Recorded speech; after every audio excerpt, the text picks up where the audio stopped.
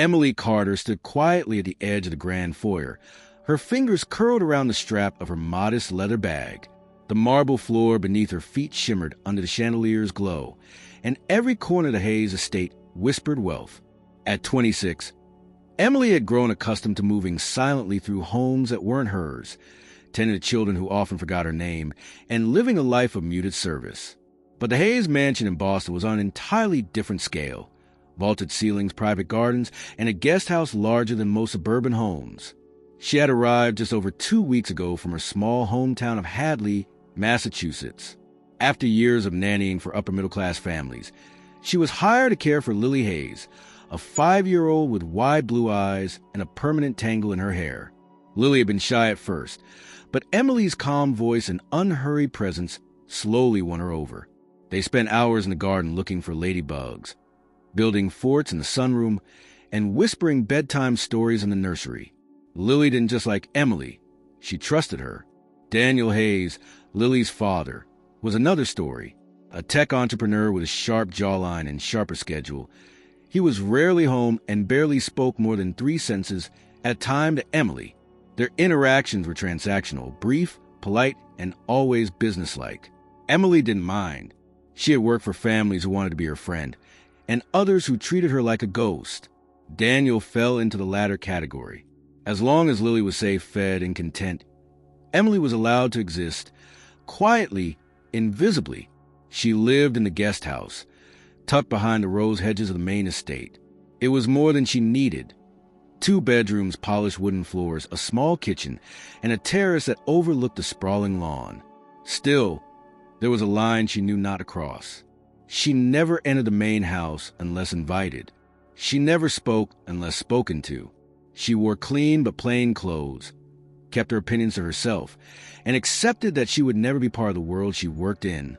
And yet, sometimes, late at night when the house was quiet and Lily was fast asleep, Emily allowed herself a thought that was both foolish and dangerous. What if someone actually noticed her? On a rainy Wednesday afternoon, Emily sat with Lily in the playroom, building a castle out of colorful wooden blocks. The scent of lemon polish hung in the air, and classical music played softly from hidden speakers. Lily was humming to herself, carefully placing a turret on the castle wall, when the distant hum of an engine echoed through the estate. Emily glanced toward the large bay windows just in time to see a sleek black car pull up to the circular driveway. "Is Daddy home early?" Lily asked, her head tilting. "I'm not sure," Emily replied, standing and brushing off her jeans.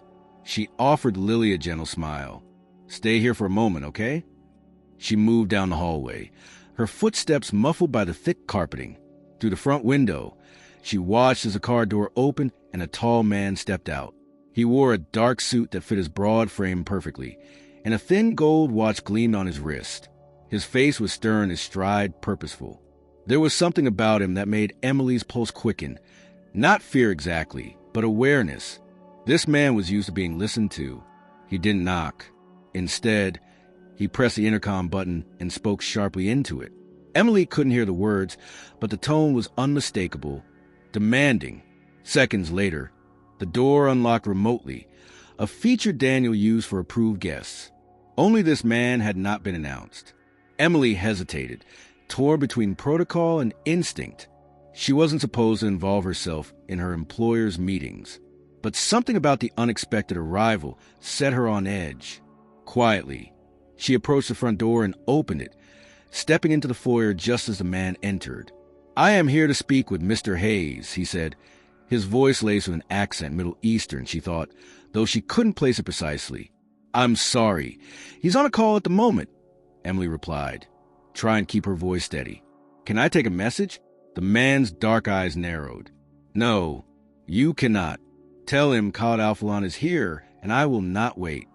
He brushed past her before she could respond, moving toward the study at the end of the hallway with alarming familiarity. Emily followed, heart pounding. She didn't know who this man was or why he had the authority to stride into the house like he owned it, but something told her this was not a social call. Inside the study, Daniel's voice echoed from behind a closed door. He was clearly still mid-conference. Khalid stopped outside, scowling, then raised his hand and pounded twice. "Daniel," he called, loudly enough for the whole floor to hear. "This is unacceptable." Emily stood frozen a few feet away, unsure if she should intervene or disappear. Her training and her instincts told her to remain neutral, to vanish into the background. But Lily was in the house. Something didn't feel right. She stepped closer, voice calm but firm. "Sir, please, Mr. Hayes will be out shortly. Can I get you something while you wait?"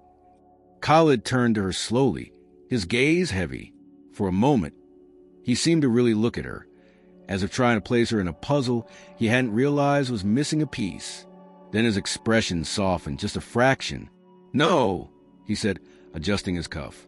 "Just make sure he knows I am not here for pleasantries." Emily nodded, retreating a few steps but staying within view. Whatever storm was about to break inside that study, she had a feeling it was going to pull her into it, whether she was ready or not. And for the first time since arriving at the mansion, she realized someone had finally seen her. The moment the study door opened, a sharp tension sliced through the hallway.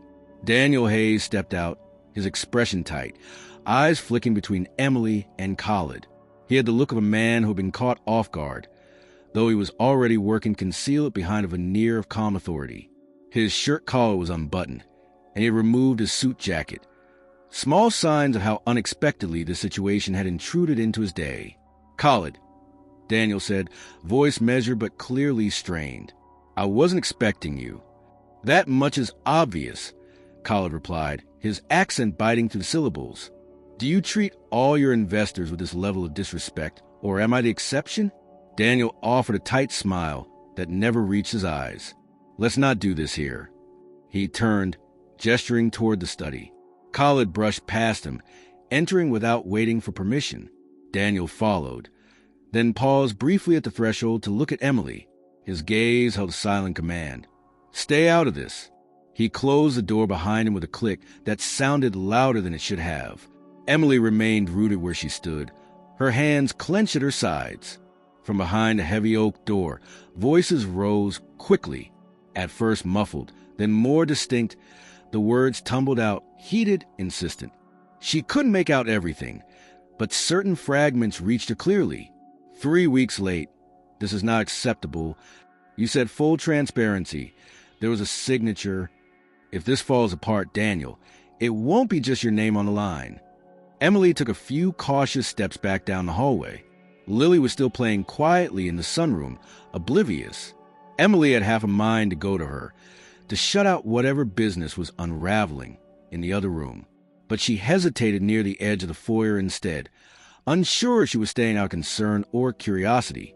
Minutes passed. The argument inside didn't die down. It shifted, becoming more layered, more personal. Khalid's voice grew louder. Then, suddenly, the door opened again, and the two men emerged, their expressions hard and unreadable.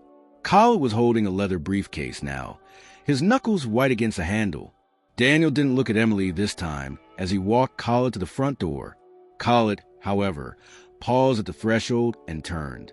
His eyes scanned the room, briefly landing on Emily. She stood still, chin raised slightly in defiance of the tension in the air. "She listens better than your assistant," Khalid muttered to Daniel before stepping outside. The door closed with a hollow thud. A silence fell over the house, thick and uncertain. Daniel lingered a moment in the foyer, shoulders squared, before pivoting toward the staircase. Emily's voice broke the silence. "Is everything all right, Mr. Hayes?" Daniel stopped. He turned his head slightly, his expression unreadable. "Nothing for you to worry about. I only asked because Lily is here and she's fine. You're fine. We're all fine," he said flatly, cutting her off. "Just go back to whatever it is you were doing." Emily bit her tongue and nodded. Daniel didn't wait for a response. He disappeared up the stairs without another word. Once he was gone, she stood for a few more seconds in the foyer, eyes drifting toward the study. The door remained open, the light inside casting long shadows. Something wasn't fine. Khalid's visit had left a fracture, and Daniel's effort to mask it had only made it more visible. She returned to Lily and tried to shake the feeling off. But for the rest of the afternoon, her mind kept circling back to Khaled's anger, the vague accusations, and the tension Daniel had tried to dismiss.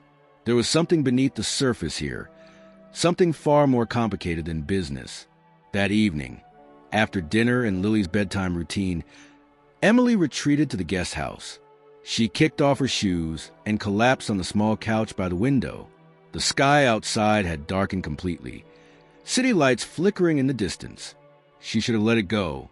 Whatever Khaled and Daniel had argued about wasn't her concern. It didn't involve Lily, or so she thought. Still, a disquiet had rooted itself in her. She needed a distraction. She walked over to the small bookshelf by the wall and pulled out one of the children's storybooks she used during Lily's lessons. As she flipped through the pages, her gaze caught on the study window across the lawn. The lights were still on. It was nearly 9 o'clock. Curiosity stirred again. Not recklessness, just awareness. Maybe, she told herself, checking in wasn't crossing a line. Maybe it was just being responsible. She returned to main house quietly, slipping into the back door. The hallway lights had been dimmed, and the silence told her Daniel had likely retreated upstairs or was out entirely.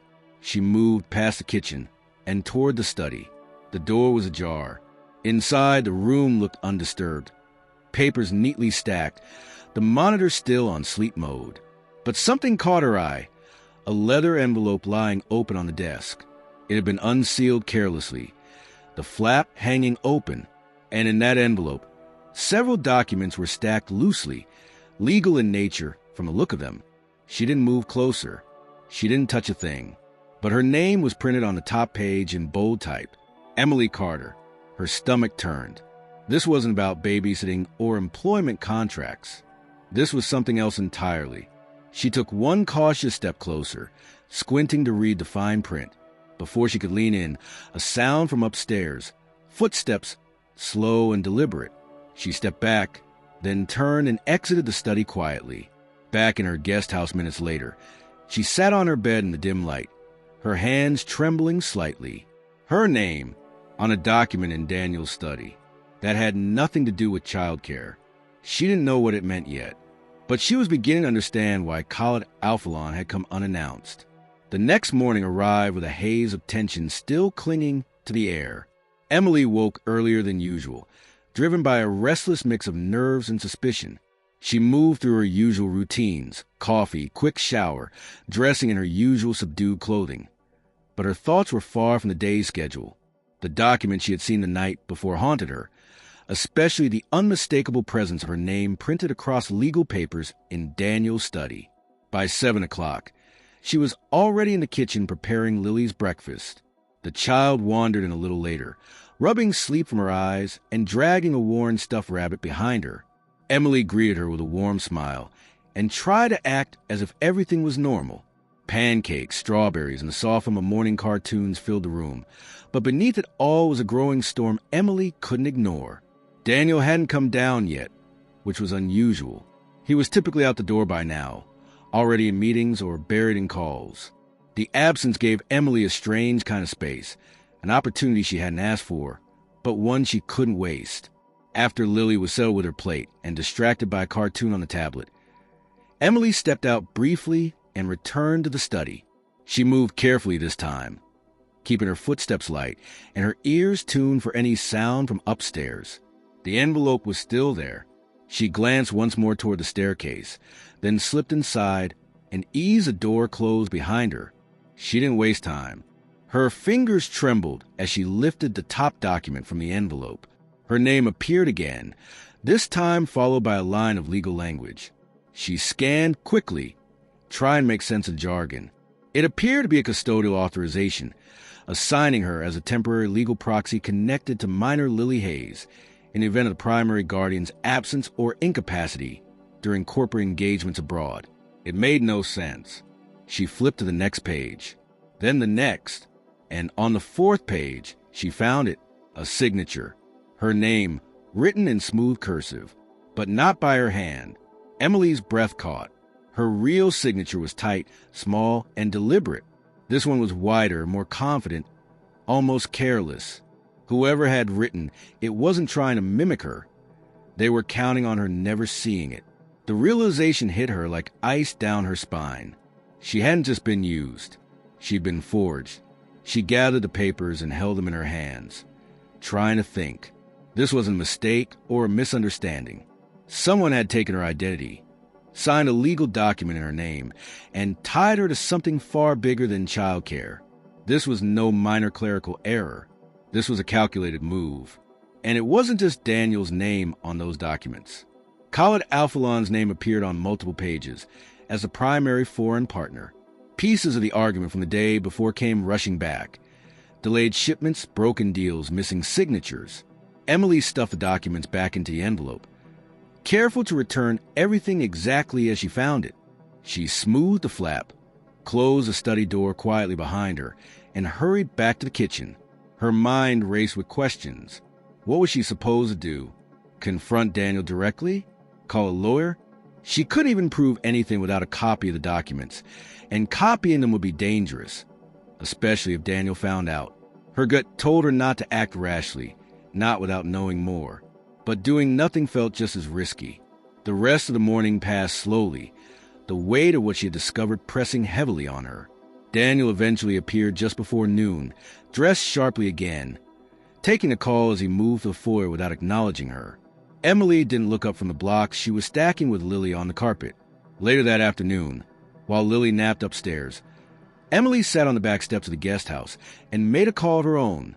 "Hey," she said quietly when the other end picked up. "It's Emily. I know it's been a while, but do you still work at Hayes and Partners?"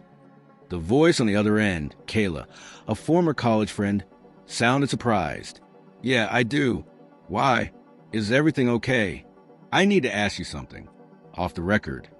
There was a pause, then Kayla said, "Okay, I'm listening." Emily kept her voice low. If someone wanted to name a legal guardian temporarily for a minor in an international business contract, what kind of paperwork would that involve? Kayla hesitated. "That's pretty specific." "I know, but just answer generally, please." "Well, there have to be a notarized statement, legal consent from the primary guardian, witness signatures. It's not something you can fake. The liability would be huge if anything went wrong." Emily swallowed. "And if someone forged that person's signature? That's criminal. Fraud. Especially if the guardian had financial access tied to the contract. It could trigger a corporate audit. Or worse." Emily's chest tightened. She thanked Kayla quickly and ended the call. The implications were deeper than she feared. Her name wasn't just attached to Lily. It was part of financial framework. And Daniel had gambled on her never finding out. That evening, while Lily was asleep and the estate was quiet again, Emily sat alone on the terrace behind the guest house. The breeze had cooled, and distant traffic echoed through the stillness. She played back every detail of her time with the Hayes family. Every moment she thought she was invisible. Now she realized it wasn't invisibility at all. It was convenience. She had been useful precisely because she wasn't seen, and she couldn't unsee it anymore. She took out her phone and stared at the number on the screen. Khalid's business card had been sitting in the side drawer of Daniel's desk, tucked carelessly beneath a pile of unopened mail. Emily had memorized the number quickly, knowing she might need it. Her finger hovered over the screen. Reaching out to Khalid would cross a line. It might make things worse, but it might also be the only way to protect Lily and herself. She didn't press dial. Not yet, but the card was no longer in the drawer. It was in her pocket. The following morning unfolded in a peculiar stillness. Daniel left early, his departure silent and without interaction. Emily stood by the kitchen window, watching his silver car snake down the driveway until it disappeared behind the hedges. There was a growing sense inside her that something had shifted permanently. She had seen too much. Or perhaps she had finally been forced to see clearly. With Lily still asleep upstairs, Emily moved quickly. She returned to the study, this time without hesitation, and sat at Daniel's desk. She pulled the envelope out again, her fingers precise, deliberate. She needed evidence. Actual proof of the forgery, not just her word. Opening the document scanner app on her phone, she began photographing each page. The light from the desk lamp cast a warm glow over the stark black ink, and with each snap of the camera, the knot in her stomach tightened. She took special care capturing the page with her forged signature. As she photographed the final page, a detail caught her eye, one she had missed before. A memo attached at the end. It was brief, typed in a clipped, impersonal tone, and addressed to someone named J. Hamadi. It read, "Per revised terms, Emily Carter remains the active proxy through Q4, pending no public disclosure. Mr. Alphalon remains unaware of her role's origin. All documents signed. Proceed with shipment schedule as agreed." Emily stared at it. So Khalid didn't know. He believed she was part of this willingly, that she had agreed to be named guardian, to serve as a proxy, to tie herself legally to Daniel's company. And if he ever found out the truth, it would blow open more than a partnership. It would destroy trust, credibility, and likely unravel whatever business Daniel had tried to stitch together with deception.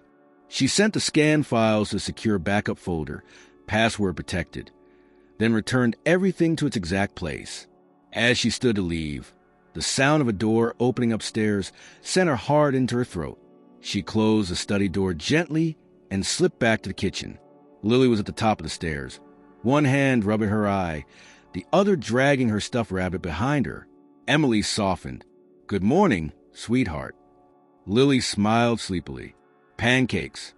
Emily smiled back. "Always." The day progressed with routine simplicity. Lily had a virtual preschool session, followed by story time and a quiet afternoon nap. But Emily's mind was elsewhere. The document, the memo, the realization that Daniel had built an entire agreement around her without her knowledge. All of it pulsed through her like a silent alarm. That evening, while Lily drew pictures in the sunroom, Emily slipped away and made the call she'd been dreading. The number she had memorized rang twice before someone answered. "This is Khalid." She hesitated, then said quietly, "Mr. Alphalon, this is Emily Carter. I'm the nanny from Daniel Hayes' home." A pause followed. Then, "Yes, I remember. You were calm, useful in chaos. Why are you calling me? I need to speak with you. Privately, not at the house." Another silence. She imagined him scrutinizing her through the phone line. "Why?" "I've seen something. Something I think you deserve to know." "Does Daniel know you're calling me?" "No." There was a long breath on the other end, followed by a shift in tone. "All right. Hotel Celestine, downtown Boston. I'm in the penthouse suite. Ask for me at reception. Come tomorrow morning, 10 o'clock sharp." He ended the call. Emily stared at the screen for several seconds after the line went dead. The next morning, she told Daniel she had a doctor's appointment and arranged for Lily to stay with the part-time housekeeper for 2 hours. It wasn't a complete lie. If stress could be considered an ailment, she was certainly sick with it. By 10 o'clock, she stood in the marble lobby of Hotel Celestine, feeling vastly underdressed and out of place among the tailored suits and polished shoes. The woman at reception directed her to a private elevator, and moments later, she was ascending to the top floor. Khalid's suite was modern, expansive, and utterly impersonal. Floor-to-ceiling windows offered a panoramic view of Boston, and a single glass sculpture sat atop a black table near the entrance. Khalid himself stood by the window, dressed in another immaculate suit. He turned when she entered. "I expected you wouldn't come," he said. "Most people prefer ignorance when comfort is at stake." Emily walked in, her posture rigid. "I didn't come here for comfort." "Good. Then we can speak as adults." She pulled out her phone and opened a secure folder. "You should see this." He approached as she held out the screen. Slowly, his eyes moved across the first image, then the second. He took the device from her and flipped through each page silently. At the end, he paused on the memo, the one that had mentioned him by name. When he finally looked up, the change in his expression was stark. The carefully guarded neutrality was gone, replaced by something colder, more calculating. "This is your name," he said. "Yes." "And this signature is not yours." "No, I never signed any of it. I had no idea I was even mentioned in a business contract until 2 days ago." He returned her phone and walked to the minibar. This is not just a forged document. It's fraud involving child custody, financial manipulation, and misrepresentation in an international deal. I know, she said quietly. He poured a drink but didn't touch it. Daniel used you as a pawn. He needed a custodian to make the shares look legitimate. A soft name, someone invisible, someone who wouldn't ask questions. I started asking. Khalid looked at her. You did more than that. You brought me the truth. Do you understand how valuable that is? Emily didn't answer. You could be in danger now, he said. Daniel will not take this lightly. He'll try to isolate you, discredit you, perhaps worse. I'm not leaving Lily. Not while this is still hanging over us. Khalid gave a slow nod. I respect that, but we will need to move carefully. I have investors, lawyers, and board members to consider. This cannot become a public accusation. Not yet. I'm not looking to make it public, she said. I just want it to stop. I'll see that it does, Khalid said, his voice suddenly harder. You've done your part. Now I will do mine. He gave her a business card, his personal number, not the office one. If anything happens, he said, you call me. Emily nodded, her fingers tightening around the card. As she left the suite and descended in the private elevator, her pulse steady for the first time in days. She had crossed a line, but maybe, just maybe, it had been the right one. The morning after her meeting with Khalid, Emily returned to the estate with her nerves tightly wound. The weight of what she had done settled fully on her only after she crossed the threshold of the guest house. Every corner of the property now felt watchful, as if the walls themselves knew she had stepped outside Daniel's narrative. She didn't regret it yet, but she felt the stakes rising with every hour. Daniel didn't speak to her the entire day. He moved through the house with a clipped efficiency, answering phone calls in hushed tones, eyes scanning documents with mechanical detachment. But his silence toward her wasn't ordinary. It was intentional, measured, and edged with something colder than mere disinterest. Emily recognized the change immediately. He knew. That evening, after dinner, he appeared in the guest house unannounced. Emily was cleaning up the small kitchen when the knock came. It was light, almost polite, but her body stiffened before her mind could register. She wiped her hands quickly and opened the door. Daniel stood in the doorway in a navy blazer, the kind he wore to investor meetings. His expression was unreadable, but his posture was firm. He wasn't there socially. "May I come in?" he asked, though the question didn't leave room for a no. Emily stepped aside. He entered slowly, glancing around the space as if seeing it for the first time. She closed the door behind him and waited. Daniel turned to face her. "I had a call this morning from Khalid's assistant. Apparently, he's requested a private session with the board next week. No agenda disclosed." Emily didn't respond. "I assume you know something about that." Her voice was calm. "I met with him." Daniel's jaw tensed slightly, but otherwise he didn't react. "That was not your place." "He was misled, Daniel," she replied. "So was I." "You have no idea how delicate these negotiations are. Do you even understand what you've done?" "I understand you forged my name." His eyes narrowed. "Do not throw around words you don't fully comprehend." She didn't back down. "You used me. You used Lily." For the first time, his expression cracked. "Don't pretend this is about her." Emily took a step forward. "It is about her. You tied a 5-year-old into an international deal and put me in legal documents I didn't agree to. That memo I found. I know exactly what you found. Then you also know it's wrong." He looked away for a moment, as if trying to choose a version of the truth he could live with. When he spoke again, his voice was softer, almost weary. "It was supposed to be temporary. A placeholder.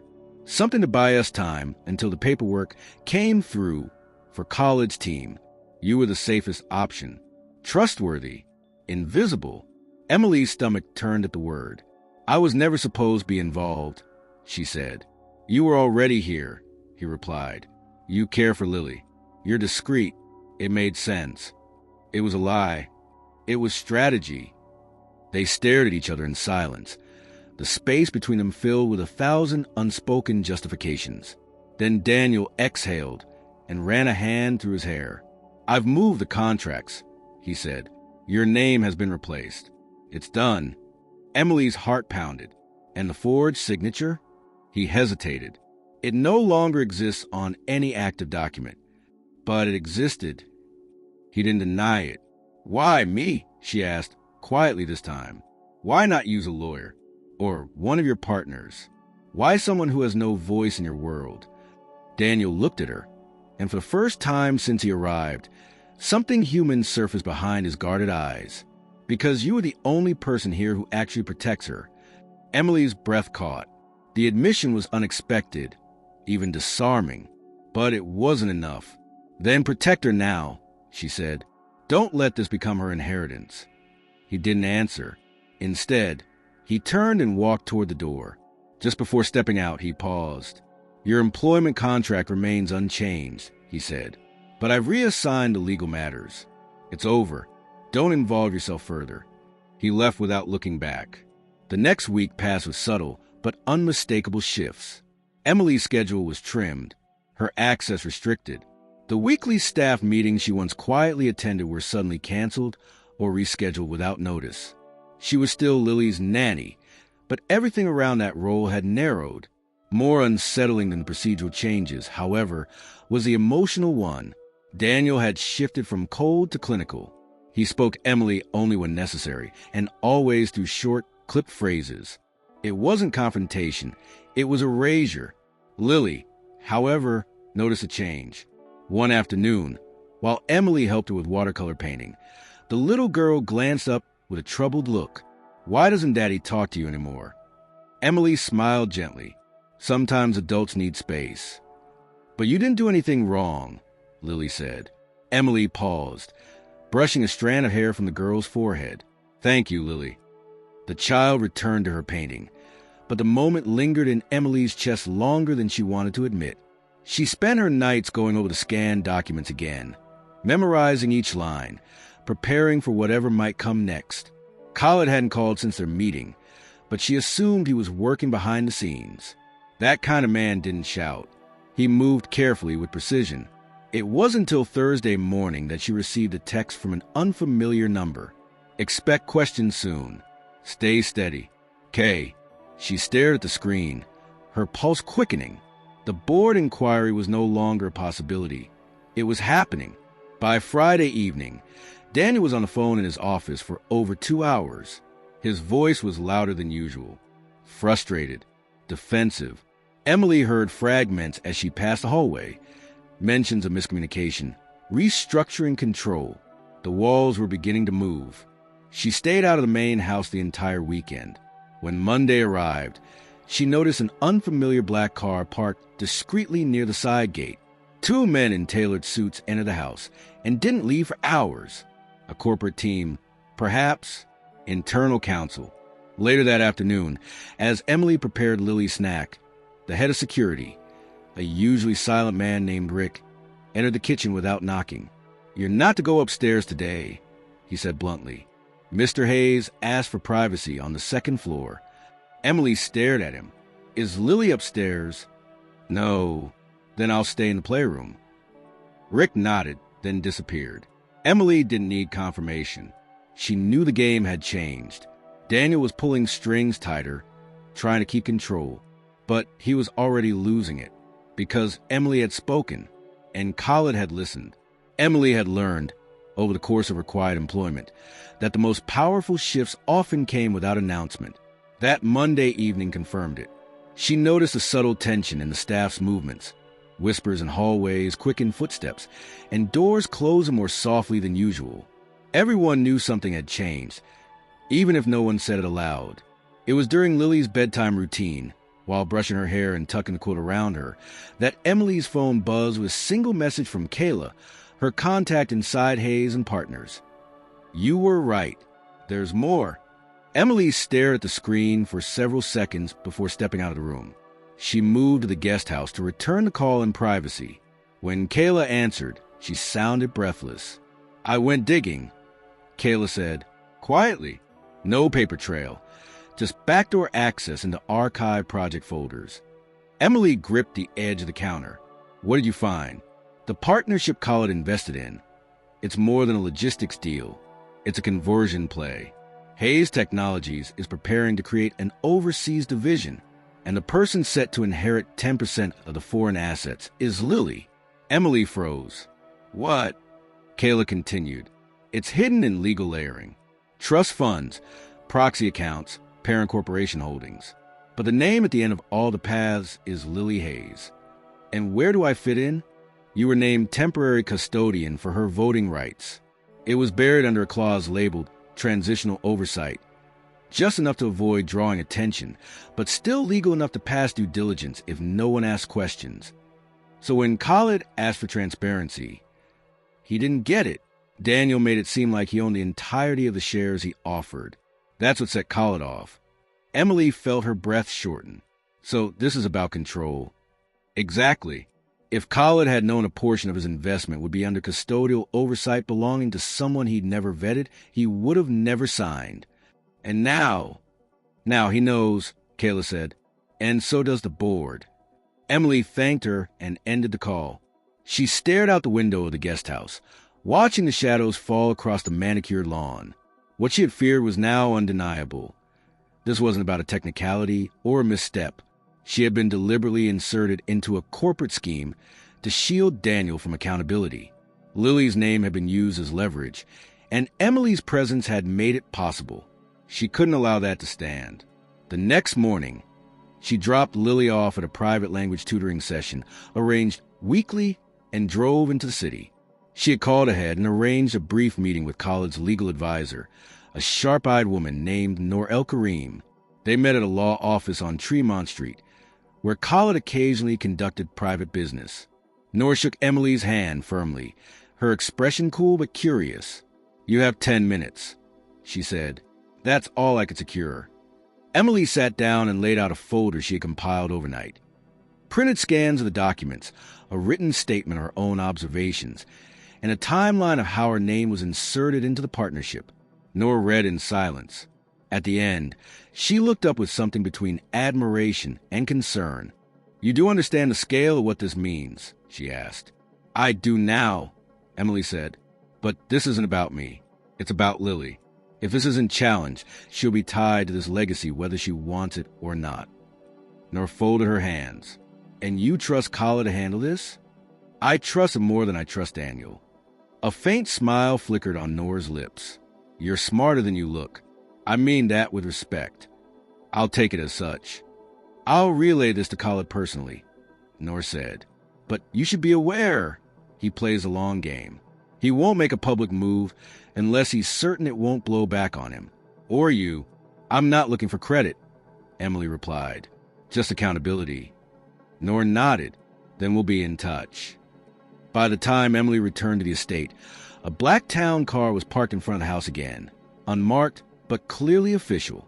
Through the window, she caught a glimpse of 2 men in dark suits seated in the living room, flanking Daniel as he paced and gestured.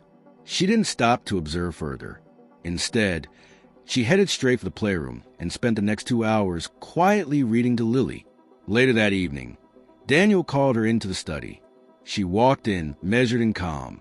He was behind his desk, hands folded in front of him. "I hear you've been talking to Khalid's team," he said. Emily didn't deny it.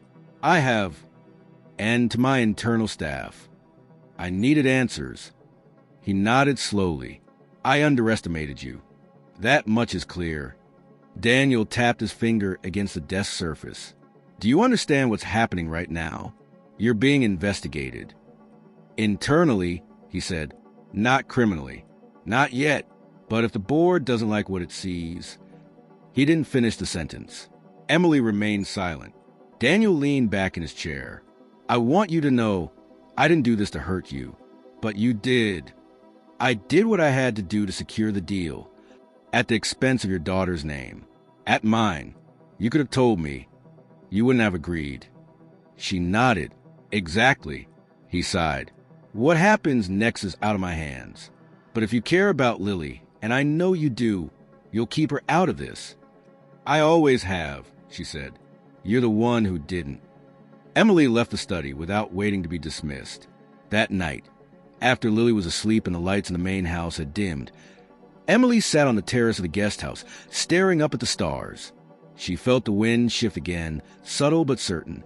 The truth was out. The board was watching. And for the first time since arriving at the Hayes estate, Emily wasn't the quiet observer in the background. She had become part of the story, and there was no going back. 3 days passed without incident, but the quiet was heavy with expectation. Emily continued her duties, school prep, afternoon walks, bedtime stories. But underneath her every movement was the awareness that something was unfolding beyond her reach. Inside the walls of Daniel's company, tension mounted. She could feel it in the way his phone calls grew longer and more frequent, in the sharpness of his voice, and in the way the household staff began whispering again when they thought she was out of earshot. Then, early Friday morning, the first direct consequence arrived. A formal-looking envelope was delivered to the estate. It bore no logo, just her full name typed cleanly on the front. Daniel did not hand it to her. Instead, it was left on the kitchen counter, placed beside the fruit bowl like an afterthought. She opened it with steady hands. Inside was a printed request from the Internal Affairs Unit of Hayes Technologies, signed by the chairman of the board. It invited her, though the tone was more imperative than optional, to attend a closed-door inquiry the following Monday. The purpose: to clarify her knowledge of custodial agreements involving Hayes' corporate assets and any misrepresentations therein. No legal jargon. No threats, just a thinly veiled warning. Emily folded the letter carefully and tucked it into her pocket. Later that day, while Lily played in the garden under the care of the assistant nanny Daniel had suddenly hired to help balance workloads, Emily drove downtown alone. Her destination wasn't College Hotel this time. It was a discreet law office recommended by Noor, a woman named Catherine Lim, discreet and sharp-eyed, welcomed her into a small conference room with cream-colored walls and a single painting of a winter forest. "You're not being sued," Catherine said after reviewing the letter, "but make no mistake, this is serious. You're walking into a room full of people with something to lose." "I'm not trying to attack anyone," Emily said. "I just want to tell the truth." "Good," Catherine replied, "because that's the only thing that will protect you." They spent the next 2 hours preparing. Catherine explained the format. She would not be allowed legal representation inside the boardroom, as it was an internal hearing. She would not be under oath, but a transcription would be recorded. Anything she said could trigger formal investigations later. "You will be asked what you knew," Catherine said. "When you knew it, how you knew it, and what you did afterward. Keep your answers simple. Do not speculate. Do not accuse. Just present facts." Emily nodded. "I'm not here to burn anyone. But you will be holding a match." On the morning of the hearing, Emily dressed with quiet purpose. No dramatic suits or sharp heels, just a navy blouse, dark slacks, and her usual calm expression. She arrived at the Hayes Technologies headquarters at 9:45. The receptionist, clearly expecting her, directed her to a private elevator that took her to the executive floor. A woman from compliance greeted her with a clipboard and a faint, polite smile. "Miss Carter, please follow me." The boardroom was glass-walled and silent. 10 people sat at the long table: executives, advisors, internal legal counsel. Daniel was not among them. Khalid was. He sat near the center, wearing a charcoal gray suit, his expression composed. He did not greet her. He didn't need to. The chairman, a man named Gerald Lang, began the session. "Miss Carter, thank you for joining us. We are conducting a procedural inquiry regarding certain proxy arrangements tied to the foreign investment agreement signed last quarter. Your name appears in documentation we believe may have been submitted without full legal consent. We'd like to clarify your position." Emily nodded. "Of course. What was your understanding of your role in any legal or financial capacity regarding Hayes Technologies?" Lang asked. "I was hired as a nanny for Mr. Daniel Hayes' daughter, Lily," she began, her voice steady. "I was never informed, consulted, or asked to participate in any legal contracts involving the company.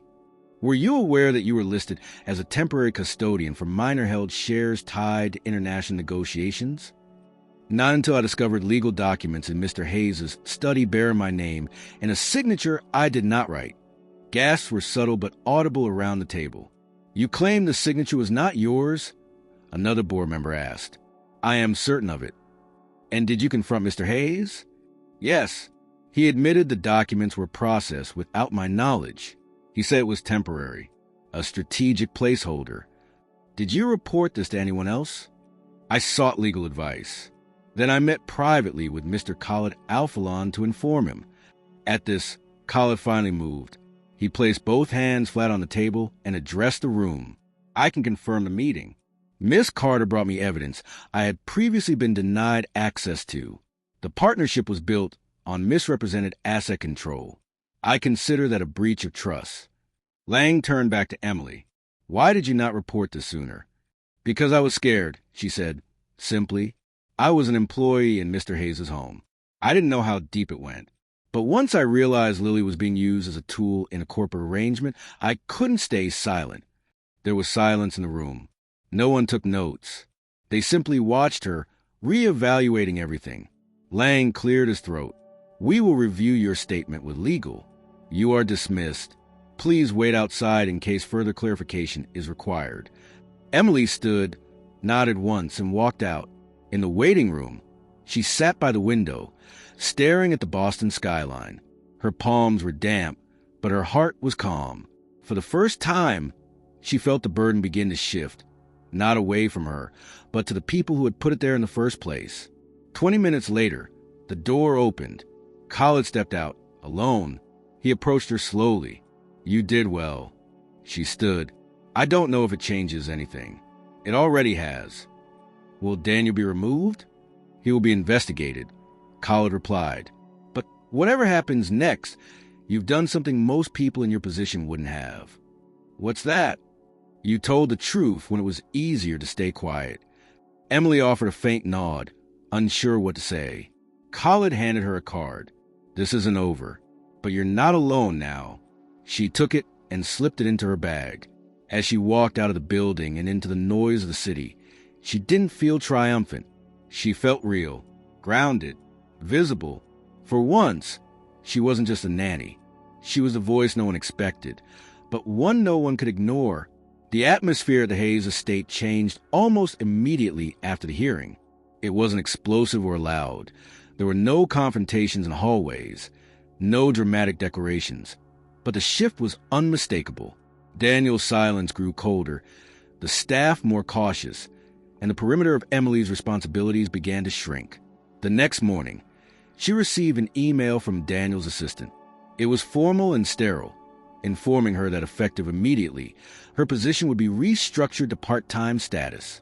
The justification cited corporate realignment of household support roles. Her hours were cut in half. Her access to the main house was limited to designated childcare windows only. And although no one said it directly, the message was clear. Her presence had become inconvenient. Emily read the email twice, then looked out the window of the guest house toward the sprawling mansion. The sun was high, casting sharp lines of shadow across the lawn.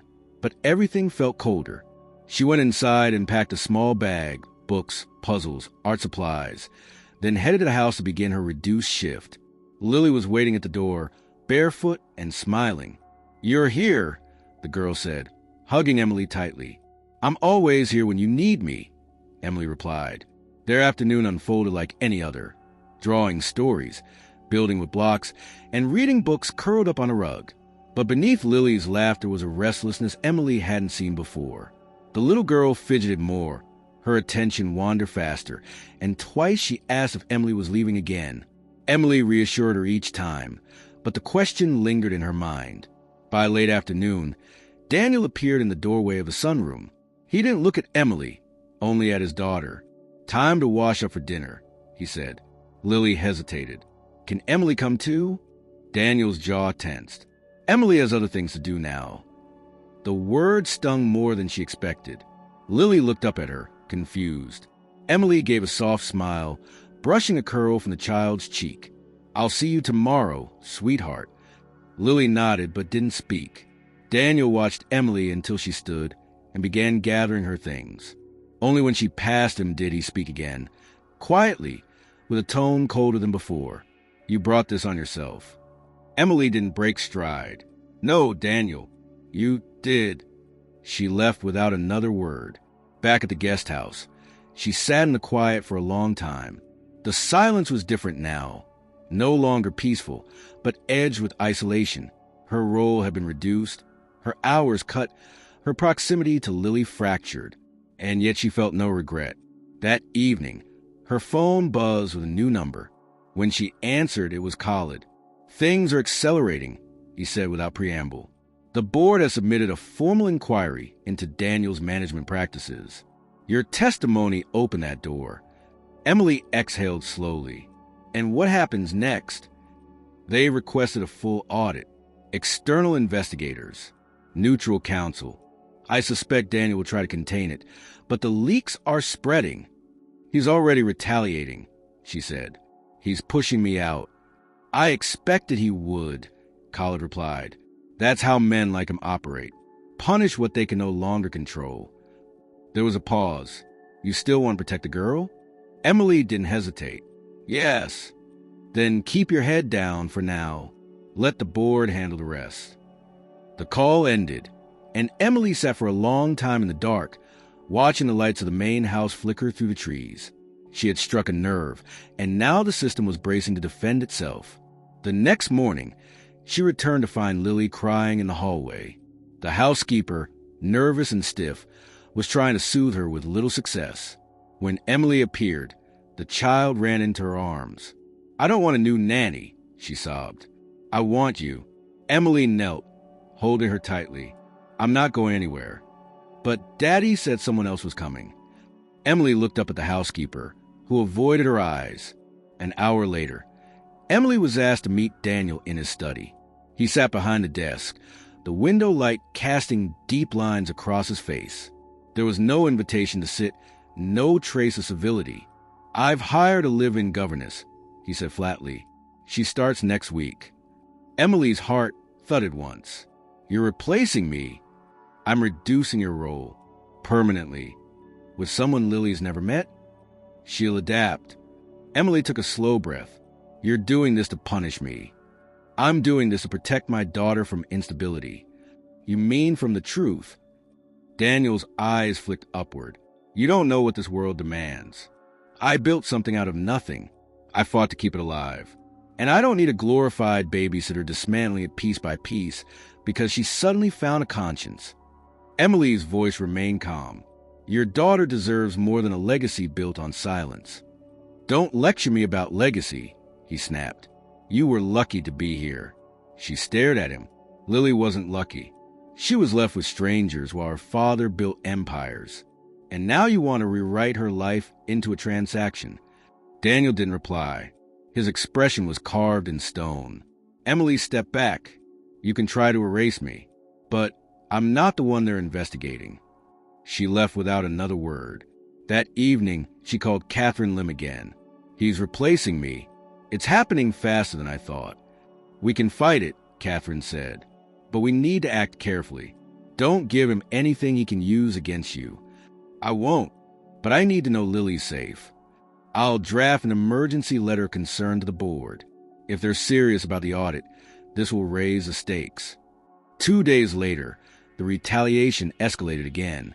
Emily received a notice from Daniel's legal team, informing her that any future disclosure of internal Hayes Technologies documents will be treated as a breach of confidentiality and grounds for civil action. The tone was clinical, but the message was unmistakable. She forwarded the letter to Catherine. Her reply came within minutes.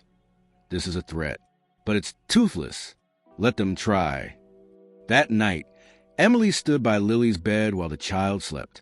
The room was peaceful, filled with soft breathing and shadows. She brushed a hand over the girl's forehead, then turned out the light. Back at the guest house, she found a small envelope waiting on her porch.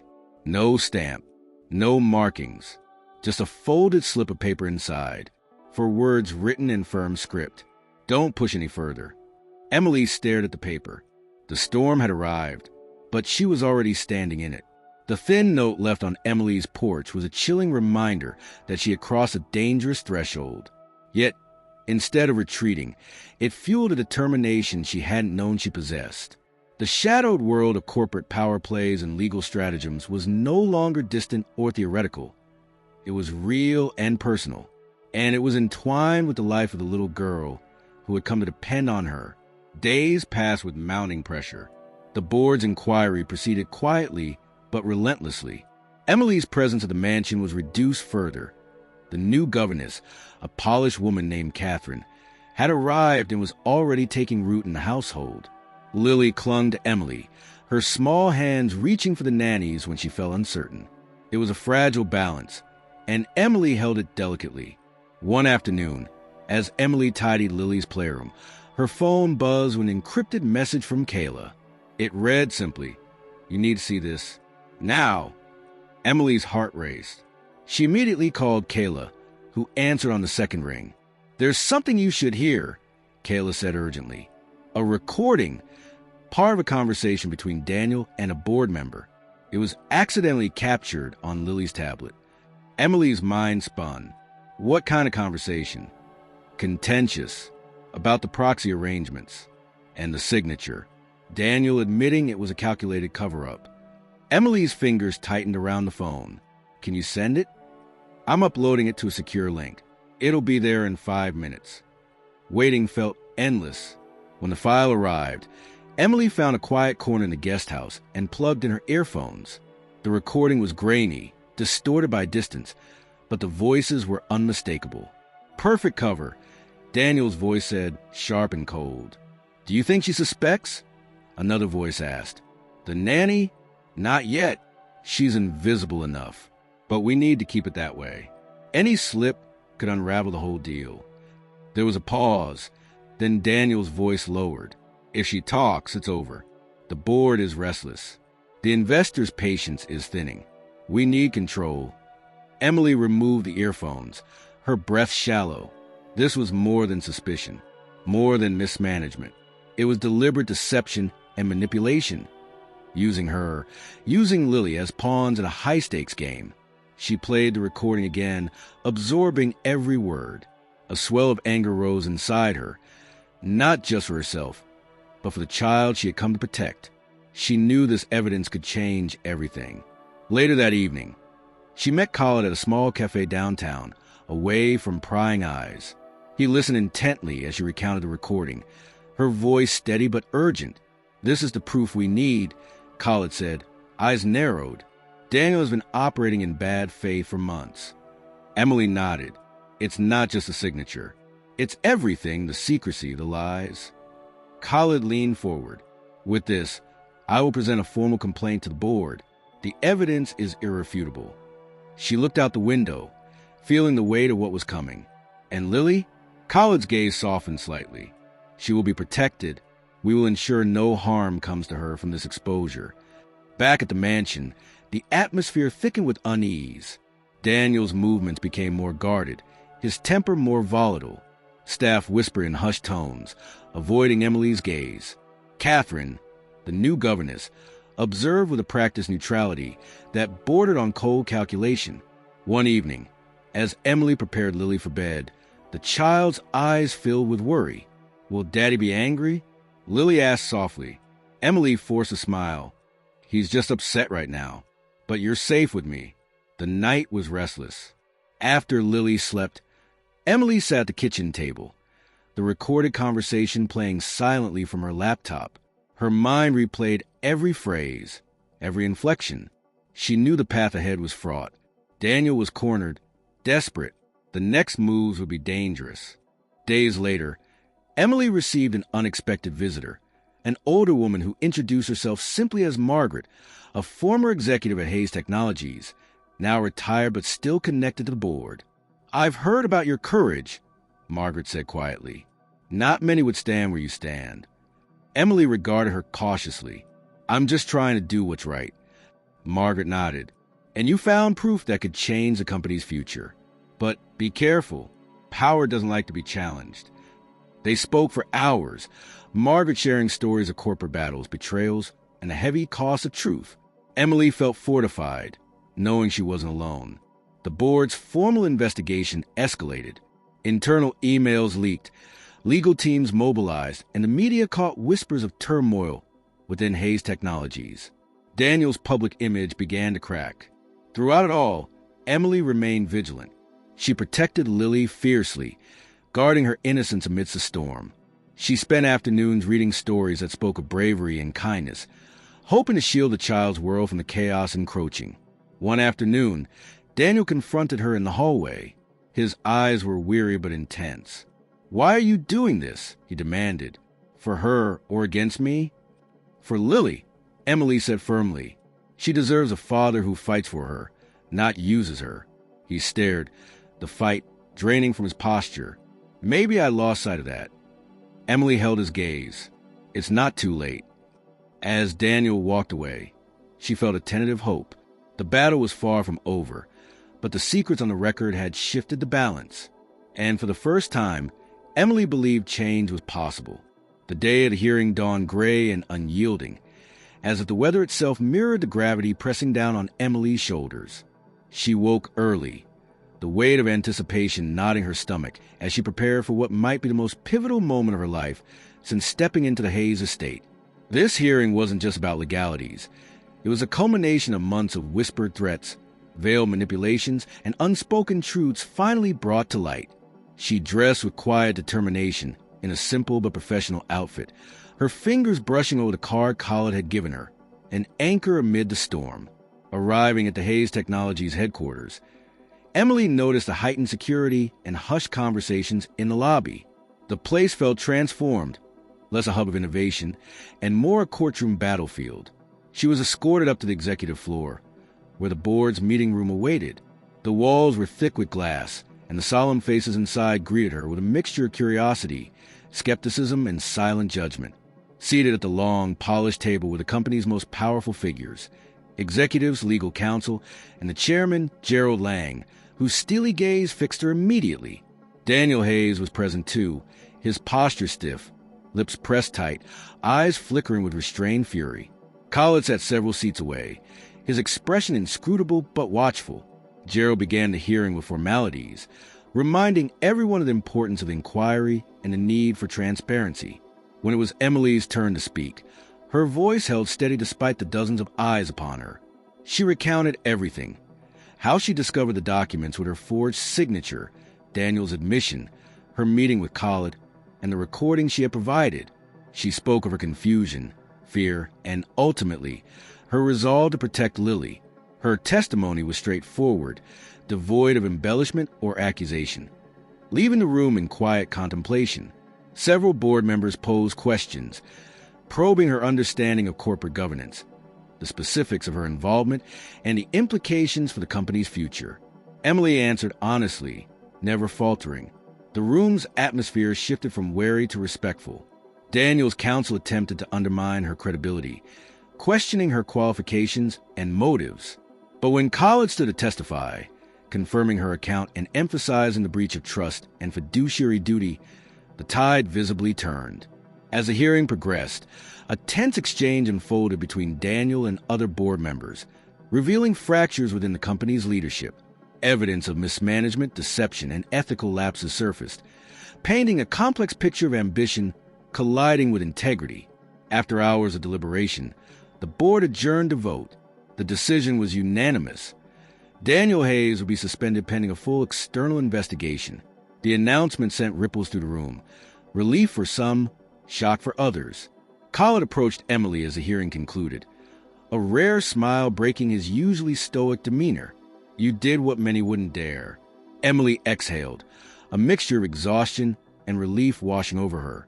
"It's not over." "No," Khaled agreed, "but it's a start." Leaving the building, Emily felt the weight of the past months lift slightly. The path ahead remained uncertain, but for the first time, she believed justice was within reach. Lily's future was no longer a secret battleground, but a shared responsibility acknowledged openly. As she returned to the mansion, Emily knew her role had transformed forever. She was no longer invisible. She was a guardian, a witness, and a catalyst for change. The suspension of Daniel Hayes sent shockwaves not only through the corporate corridors of Hayes Technologies, but throughout the entire business community. Overnight, the man who had once seemed untouchable, the visionary tech millionaire who had built an empire from a small startup, became a symbol of downfall, caught in a storm of scandal and betrayal.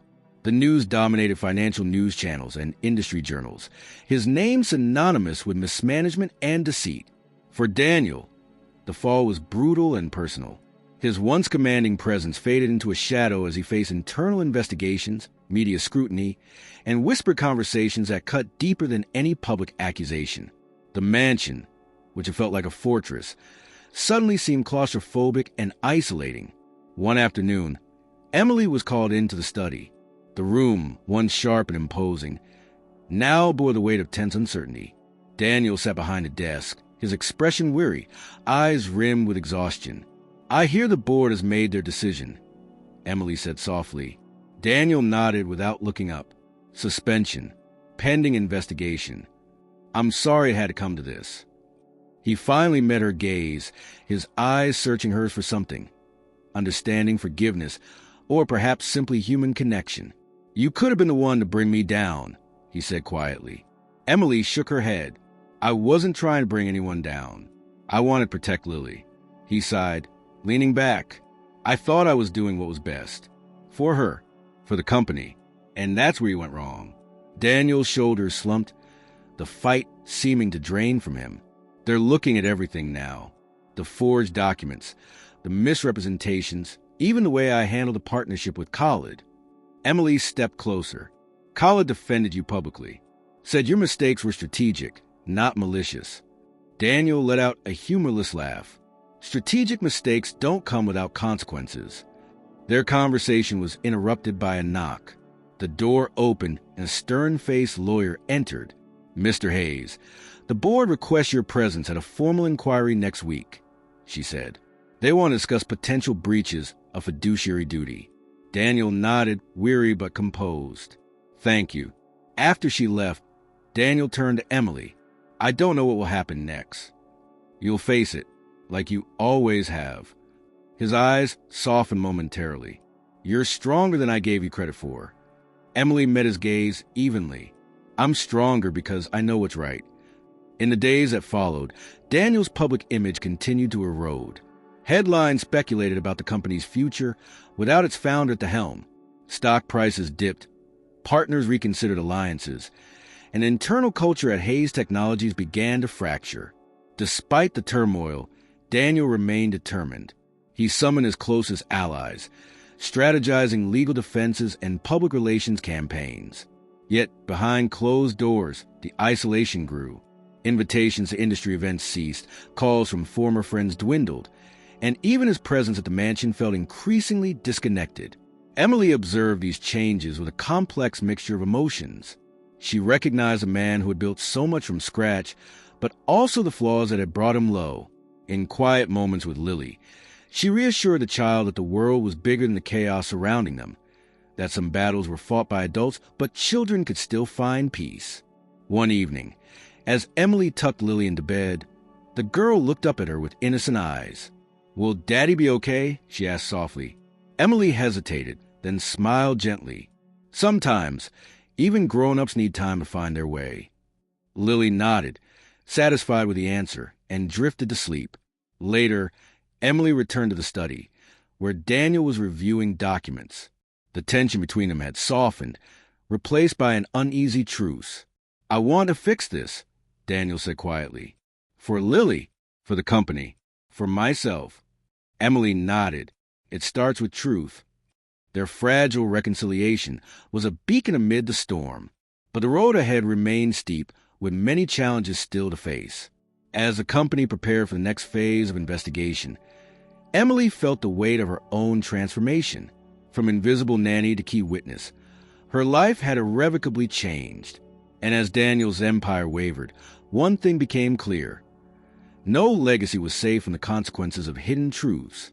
The aftermath of Daniel Hayes' suspension rippled through every corner of his life, personal and professional alike. The mansion that had once felt like a symbol of success now seemed heavy with unspoken regrets and uncertain futures. For Emily, The transformation was even more profound. She was no longer just a nanny who cared for Lily. She had become a critical figure in a company and family in upheaval. Several days after the hearing, Emily received a call from a name she had never expected to hear in such a personal context. Meredith Sloan, the newly appointed interim CEO of Hayes Technologies. Meredith's voice was firm but kind as she explained the company's intention to rebuild trust and integrity after the scandal that had rocked its foundation. "Emily," Meredith began, "you've been through a lot. What you've done for the company, and for Lily, hasn't gone unnoticed. The board is considering offering you a role on the newly formed Ethics and Oversight Committee." Emily was taken aback. "I'm honored, but I'm not sure I'm the right person for something like that." Meredith's voice softened. "You understand what's at stake better than most. We need people who know the reality on the ground, who care not just about profits, but about the people behind them. I believe you are that person." The conversation ended with an invitation to meet formally at the company's headquarters the following week. For Emily, the proposition was both daunting and exhilarating. She wrestled with the idea of stepping fully into the corporate world she had observed from the margins, and yet part of her recognized the opportunity to truly make a difference. Over the next days, Emily prepared herself not just for a meeting, but for a potential transformation of her identity. She began reading about corporate governance, ethics boards, and nonprofit oversight, drawing on the notes and advice she had gathered from Kayla and Catherine Lim. Every new piece of knowledge felt like a stepping stone toward a future she hadn't imagined possible. On the day of the meeting, Emily arrived early at the sleek Hayes Technologies Tower. The conference room was modern, its glass walls offering a sweeping view of the city. Meredith greeted her warmly, accompanied by several board members and legal advisors. The meeting was candid and thoughtful. Meredith spoke of rebuilding a culture where transparency and accountability would be paramount.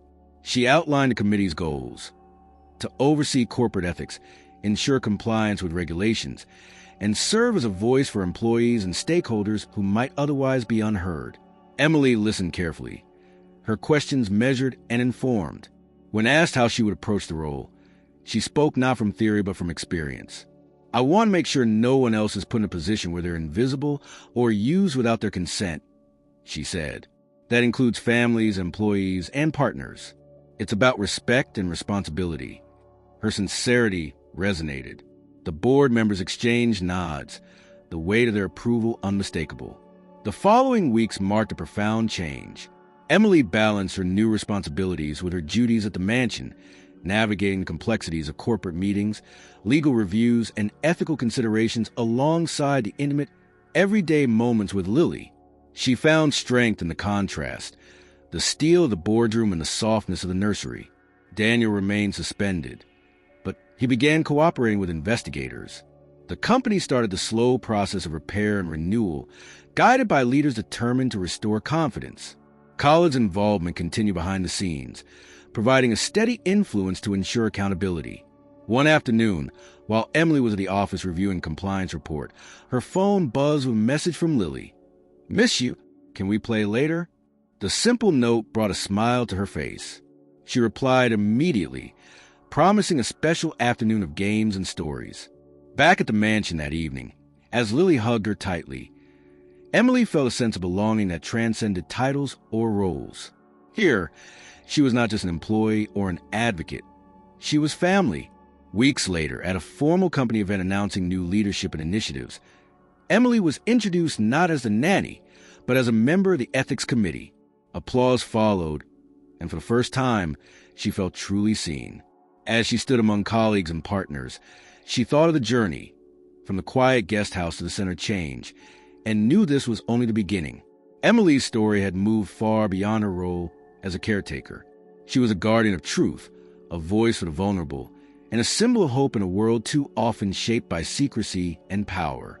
The future was uncertain, but for the first time, it was hers to shape. The morning air was crisp as Emily packed the last of her belongings into a small suitcase. The guest house, once a sanctuary, now felt like a threshold between who she had been and who she was becoming. The decision to leave the Hayes estate was bittersweet. She had grown deeply attached to Lily, and yet The unfolding changes meant her role there could no longer be the same. It was time to step forward, to embrace a new chapter where she was no longer just a nanny. Lily watched from the doorway, eyes wide and glistening. "You're really leaving?" Emily knelt to meet her gaze, smiling gently. "I'm moving on, but I'll always be here for you." Tears welled in Lily's eyes. "Please don't go." Emily pulled the little girl into a warm embrace. "I promise, no matter what, you'll never be alone." After bidding farewell to quiet rooms filled with memories, Emily stepped outside and noticed her phone buzzing. It was a call from a new interim CEO, Meredith Sloan. "Emily," Meredith said, voice steady and warm, "I hope you're sitting down." "I'm ready for whatever's next," Emily replied. Meredith's tone softened. "We're holding a formal contract meeting next week. The board wants you there, not as a witness, but as a full participant. Your insights, your experience, it's invaluable." Emily's breath caught. "I'm not sure I expected this." Meredith laughed lightly. "You're no longer just a nanny. You're a vital part of what we're building."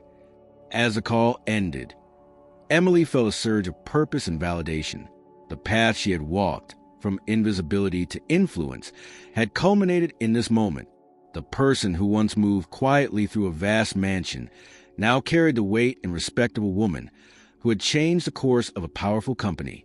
Later that day, as she sat in a cafe reflecting on the journey, her thoughts turned to Lily. The child's unwavering trust and innocence had been the catalyst for change. Protecting her had forced Emily to confront deception, power, and her own courage. She smiled to herself. The title Nanny no longer defined her. She was a guardian, an advocate, and a woman who had found her voice in a world designed to silence it. The future beckoned with challenges and opportunities, but Emily was ready. Whatever lay ahead, she knew she was more than a caretaker. She was a force of change, and the world would see it. As she closed her suitcase, Emily looked toward the horizon, a quiet strength settling within her. Her story was far from over. It had only just begun.